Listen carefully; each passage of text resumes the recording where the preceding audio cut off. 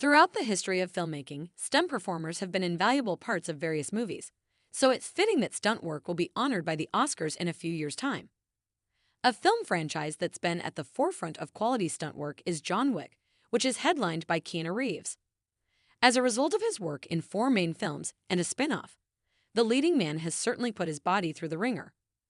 Something Reeves wants to be clear about, though, is actually what he does on set in relation to stunt work in his movies. Keanu Reeves and Chad Stahelski, the director of the John Wick films, have recently been promoting the documentary Wick is Pain. The film provides a deep dive into the making of the hit series of movies, including the stunt work involved. A portion of fans may be under the impression that Reeves performs a sizable amount of his own stunts. However, the fan-favorite actor clarified during a screening of the doc via The Hollywood Reporter that much of the credit should go elsewhere. Quite frankly, I love to hear the Canadian actor give his stunt double, Jackson Spidell, his flowers. It goes without saying that stunt actors really are among the unsung heroes of Hollywood.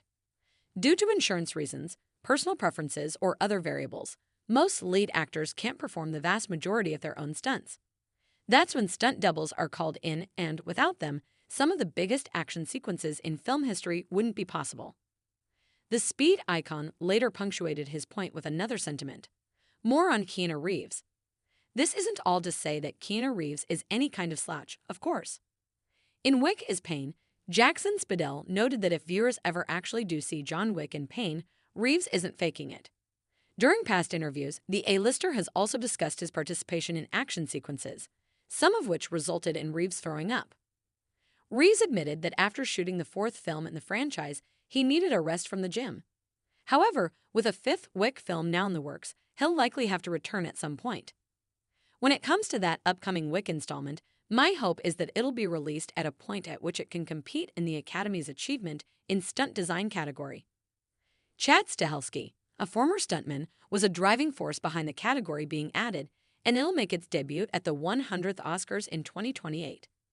Keep your fingers crossed that that's the case, and as you watch or rewatch Wick films, try to be as cognizant as Keanu Reeves is of the important roles stunt actors play.